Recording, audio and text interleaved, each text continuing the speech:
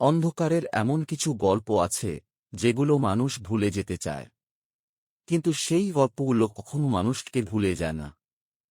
আজকের গল্পটা এমন এক রহস্যকে ঘিরে, যার কথা বহু মানুষ ফিসফিস করে বললেও কেউ কখনো প্রকাশ্যে বলতে চায়নি।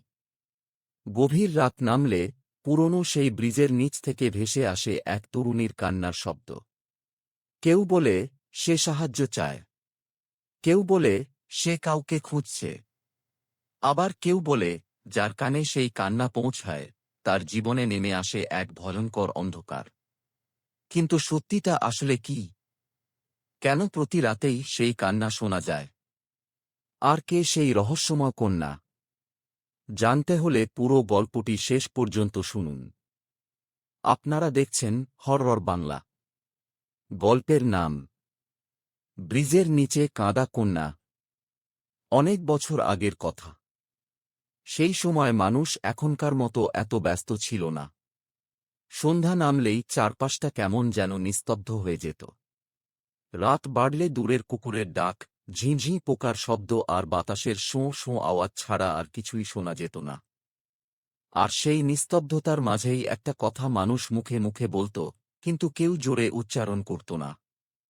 লোকজন বলত, গভীর রাতে পুরনো ব্রিজটার নিচ থেকে একটা মেয়ের কান্নার শব্দ ভেসে আসে। প্রথম প্রথম সবাই এসব কথা হেসে উড়িয়ে দিত। কেউ বলত, নিশ্চয়ই কোনো বিড়াল কিংবা শিয়ালের ডাক। কেউ আবার বলত, মানুষের কল্পনা। কিন্তু ধীরে ধীরে এমন কিছু ঘটনা ঘটতে শুরু করল, যেগুলো শুনে মানুষের হাসি মিলিয়ে যেতে লাগল। যারা রাতের বেলা ব্রিজটার পাশ দিয়ে যেত, তাদের অনেকেই দাবি করত তারা একটা মেয়েকে দেখেছে। মাথা ভর্তি লম্বা এলোমেলো চুল, সাদা কাপড়ে ঢাকা শরীর, আর নিচু স্বরে ফুঁপিয়ে ফুঁপিয়ে কান্না। অদ্ভুত ব্যাপার ছিল, মেয়েটাকে কেউ কখনো স্পষ্ট দেখতে পেত না। যখনই কেউ কাছে যাওয়ার চেষ্টা করত, তখনই সে অন্ধকারের মধ্যে মিলিয়ে যেত। এরপর থেকেই রাত নামলে মানুষ ওই পথ এড়িয়ে চলতে শুরু করে। তবে সবাই ভয় পেত না। রফিকও তাদের একজন ছিল। ছেলেটা ছোটবেলা থেকেই একটু সাহসী ধরনের। ভূত প্রেতে তার বিশ্বাস ছিল না। এসব গল্প শুনলে সে উল্টো হাসত। তার একটাই কথা ছিল, মরার পরে কেউ আবার ফিরে আসে নাকি? মানুষ নিজেই নিজেরে ভয় দেখায়। একদিন সন্ধ্যার পর কয়েকজন মিলে গল্প করছিল। সেখানেই আবার ব্রিজের নিচের কান্নার কথা উঠল। এক বৃদ্ধ কাঁপা গলায় বললেন, বাবারা, ওইদিকে রাতে যাইও না। ভালো কিছু নাই। রফিক হেসে বলল, চাচা, ভূত যদি থাকেই, তাইলে এতদিনে আমারে ধরে নিয়ে যাইত। বৃদ্ধ লোকটা দীর্ঘশ্বাস ফেললেন। তুমি বুঝবা না বাবা। সবাই সবকিছু চোখে দেখে না। কিন্তু রফিক কারো কথা কানে নিল না। সেই রাতেই তার এক বন্ধুর বাড়িতে দাওয়াত ছিল। ফেরার সময় হয়ে গেল অনেক রাত। চারপাশ তখন একদম ফাঁকা। আকাশে চাঁদ নেই। মাঝে মাঝে মেঘের ফাঁক দিয়ে তারার ক্ষীণ আলো দেখা যাচ্ছে। হালকা ঠান্ডা বাতাস বইছে। রফিক ধীরে ধীরে হাঁটতে হাঁটতে সেই ব্রিজটার কাছে পৌঁছাল। ব্রিজের উপরে উঠতেই হঠাৎ তার কেমন যেন অস্বস্তি লাগতে শুরু করল।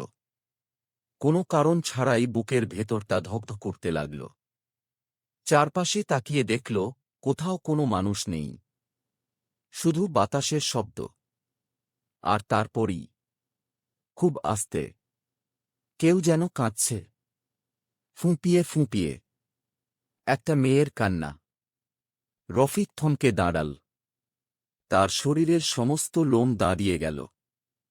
সে নিজের মনকে বুঝাতে চেষ্টা করল, না, এসব কিছু না। নিশ্চয়ই কোনো পশু পাখির শব্দ। কিন্তু কয়েক সেকেন্ড পর আবার সেই কান্না ভেসে এল। এবার আগের চেয়ে আরও স্পষ্ট।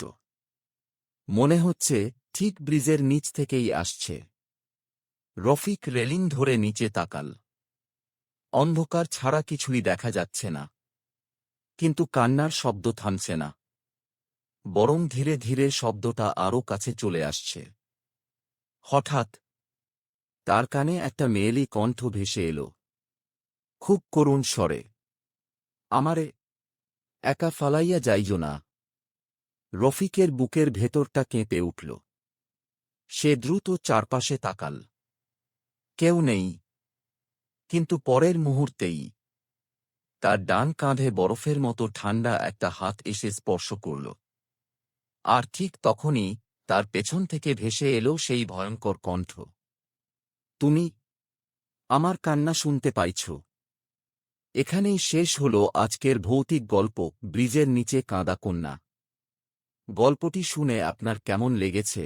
আর যদি এমন কোনো রহস্যময় বা ভয়ঙ্কর ঘটনার কথা আপনি শুনে থাকেন, তাহলে অবশ্যই মন্তব্যে জানাবেন। আর যদি এখনও হরর বাংলা চ্যানেলটি সাবস্ক্রাইব না করে থাকেন, তাহলে সাবস্ক্রাইব করে পাশে থাকা বেল আইকনটি অন করে রাখুন, যাতে নতুন নতুন ভৌতিক গল্প সবার আগে আপনার কাছেই পৌঁছে যায়। আজকের মতো বিদায় নিচ্ছি। ভালো থাকবেন। আর রাত গভীর হলে যদি কোথাও দূর থেকে কোনো মেয়ের কান্নার শব্দ শুনতে পান, তাহলে কখনোই সেই শব্দের উৎস খুঁজতে যাবেন না। কারণ সব কান্নার পেছনে মানুষ থাকে না।